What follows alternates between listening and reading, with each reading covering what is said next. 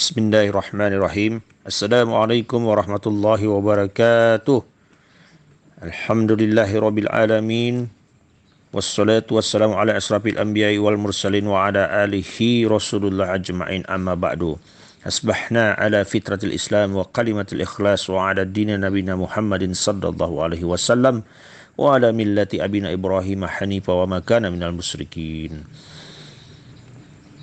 Allahumma salli ala Sayyidina Muhammad wa ala ali Sayyidina Muhammad.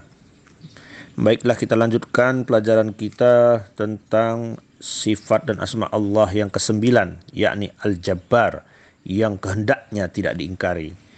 Kata Jabbar diulang dalam Al-Quran sebanyak 10 kali dan hanya dalam satu tempat kata. Ini dijadikan sebagai sifat Allah. Al-Jabbar terambil dari kata 3 huruf, yaitu jim, ba, dan ro, yang mengandung makna keagungan, ketinggian, dan istiqomah. Secara bahasa ia juga bisa berasal dari kata al-izbar yang berarti memaksa. Menurut Ibnu Faris, al-jabbar artinya yang perkasa. Misalnya kuda yang perkasa disebut dengan farasun jabbarun. Sedangkan menurut Ar-Raji, al-jabbar adalah sifat untuk sesuatu yang tinggi dan tak terjangkau. Misalnya pohon kurma yang menjulang dan ujungnya tak terjangkau dinamai nakhlah jabbarah. Al-Jabbar adalah satu dari nama Allah. Dengan sifat ini Allah adalah zat yang maha kuasa, maha memaksa, yang kehendaknya tak dapat diingkari oleh siapapun. Sifat ini ditegaskan Allah dalam firman-Nya. Wallahu allazi la ilaha illahu alimul ghaibi wasyahadah warrahmanur rahim. Wallahu allazi la ilaha illahu al-malikul quddusus salamul mu'minul muhaiminul azizul jabbarul mutakabbir. Allah berkuasa menjadikan orang-orang yang lemah, miskin, teraniaya, berduka, dan yang sakit menjadi semakin sengsara. Sebaliknya dia juga berkuasa memberikan kekayaan kepada orang-orang miskin, membebaskan orang-orang yang teraniaya, menyembuhkan orang sakit, dan sebagainya. Imam Al-Ghazali berkata, semua kehendaknya terhadap individu makhluknya berlaku tanpa terhalangi oleh kehendak siapapun. Tak seorang pun dapat terlepas dari kekuasaannya tanpa pertolongannya. Semua kekuatan menjadi tak berarti. Zat Allah tak bisa terjangkau oleh akal pikiran dan penginderaan semua makhluk. Cahaya keagungannya tidak dapat digapai oleh pengetahuan semua manusia. Dialah yang maha tinggi sehingga memaksa yang rendah untuk tunduk kepadanya. Kalaupun ada yang berusaha menjangkau ketinggiannya, maka dia akan memaksanya sehingga semua bertekuk di hadapannya. Dan tunduklah semua muka dengan berendah diri kepada Tuhan yang hidup kekal lagi senantiasa mengurus makhluknya. Dan sesungguhnya telah merugilah orang-orang yang melakukan kezaliman. Banyak sekali nas yang menunjukkan keluhuran Allah atas hamba-hambanya. Dia yang maha suci bersemayam di atas arsy yang jauh dari jangkauan makhluknya. Semua makhluk tunduk pada kekuasaannya.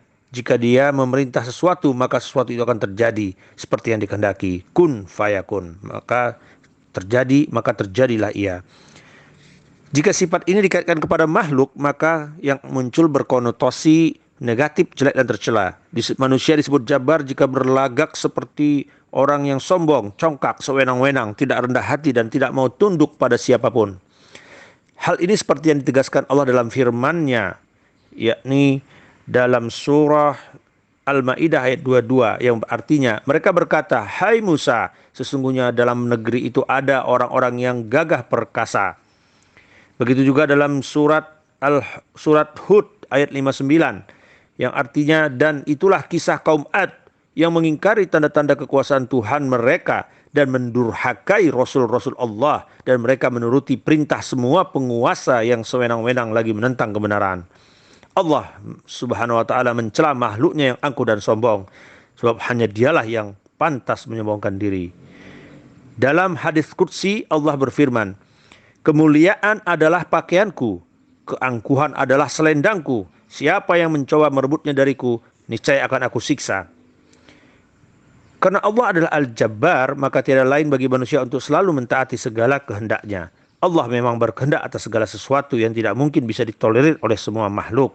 Sebab Allah lah yang menciptakan seluruh makhluk, segala alam serta isinya, dengan kehendaknya pula. Suatu saat dia akan meluluh lantakkan jagat raya ini. Pesan sosial dari sifat Al-Jabbar ini maka mengharapkan kita sebagai mukmin, pertama menjadi seorang mukmin yang teladan dalam kebaikan.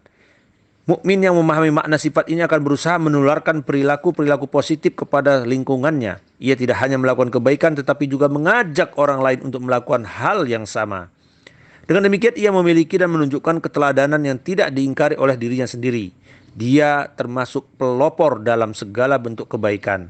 Barang siapa yang memulai kebaikan dalam Islam, ia akan memperoleh pahala perbuatannya serta pahala orang-orang yang mengikuti setelahnya tanpa dikurangi sedikit pun. Hadis riwayat Muslim.